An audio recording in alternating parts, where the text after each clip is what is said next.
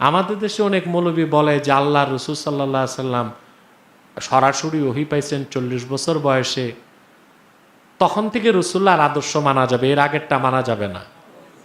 জাহেল জানে না রসুল্লাহ কখন থেকে নবী। রসুল্লাহ সাল্লাল্লাহু আলাইহি সাল্লাম গারে হেরাতে যে কি করছেন, তাআব্বুদুল লায়ালি জাওয়াতিল আদাদ, আল্লাহর ইবাদতে মগ্ন ছিলেন আল্লাহ রসুল। সেটা ছিল আল্লাহ রসুলের হিজরত আল্লাহর দিকে। কার দিকে?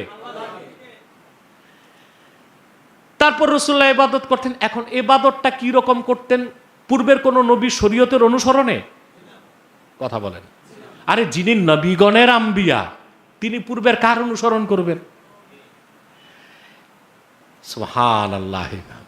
আল্লাহর হাবিব পূর্বের কোন নবীর শরীয়তের অনুসরণ করেন নাই। যতটুকু আল্লাহ দিয়েছেন ইব্রাহিমের শরীয়ত ততটুকু নিয়েছেন, এছাড়া পূর্বের কোন নবীর শরীয়ত নেওয়ার প্রয়োজন অনুভব করেন নাই। কেন?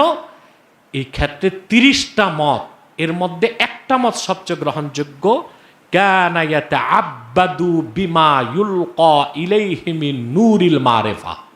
রাসূলুল্লাহ সাল্লাল্লাহু আলাইহি ওয়াসাল্লাম গারে হেরাতে যখন আল্লাহর ধ্যান করতেন, মারিফতে নূরের মাধ্যমে আল্লাহ তার হাবিবকে অন্তরে জাগায় দিতেন, এই ইবাদত করেন। কারণ আমাদের দেশে অনেক মৌলবী বলে যে আল্লাহ রসুল সাল্লাল্লাহু আলাইহি সাল্লাম সরাসরি ওহী পাইছেন 40 বছর বয়সে, তখন থেকে রসুল্লাহর আদর্শ মানা যাবে, এর আগেরটা মানা যাবে না। জাহেল জানে না রসুল্লাহ কখন থেকে নবী। এক সাহাবী জিজ্ঞেস করছেন, মাতা কুনতা নবিয়্যা, আপনি কখন থেকে নবী? রাসূলুল্লাহ বলেছেন, কুনতু নাবিয়্যা ওয়া আদমু বাইনাল মাই রূহি ওয়াল জাসাদ। বাইনাল মাই ওয়াত তিন, এটা নিয়ে কি লোকাল আছে? এই হাদিস নিয়ে কি আছে? কেউ কেউ বলেন জয়ীফ, কেউ বলেন মওযু, কেউ বলেন সহি। আমি তর্কে যাই না। যেহেতু সহি হাদিস আছে তো জয়ীফটা বলার দরকার কি? দরকার আছে? তো রাসূলুল্লাহ বলেছেন, কুনতু নাবিয়্যা ওয়া আদমু বাইনার রূহি ওয়াল জাসাদ। দুনিয়ার সব মৌলবী বসেও এই হাদিসের সনদে কলম দিতে পারবে না। আমি মুহাম্মদ তখন থেকে নবী, আদম যখন মানুষ রূপে অস্তিত্বই লাভ করে নাই। তার একটা ছিল দেহে, একটা ছিল রুহু। সুবহানাল্লাহ। একই রকম হাদিস বুখারী সহ 10 জন মুহাদ্দিস রওয়ায়াত করেছেন। ওয়ানিল ইরবাজ ইবনে সারিয়া রাদিয়াল্লাহু তাআলা আনহু قال سمعت رسول الله صلى الله عليه وسلم يقول إني عبد الله وخاتم النبيين وإن آدم لمنجدل في طينته।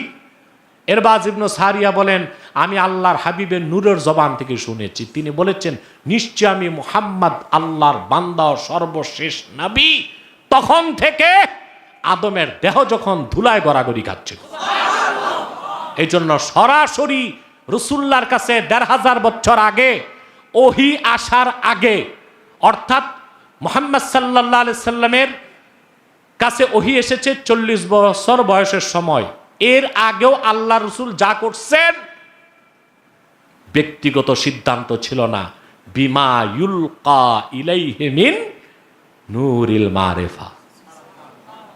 এজন্য আল্লাহর হাবিবের সিরাত, আচ্ছা এগুলো কি পাগল দেখেন, রাসূলুল্লাহর যে সিরাত লেখা হয়েছে ওখানে কি ওহী নাজিল হয়েছে 40 বছর বয়সে তখন থেকে লেখা হয়েছে? তখনকার ঘটনাই শুধু লেখা হয়েছে না ওহী নাজিলের আগে 23 বছরের ঘটনাগুলো লেখা হয়েছে? কথা বলে না।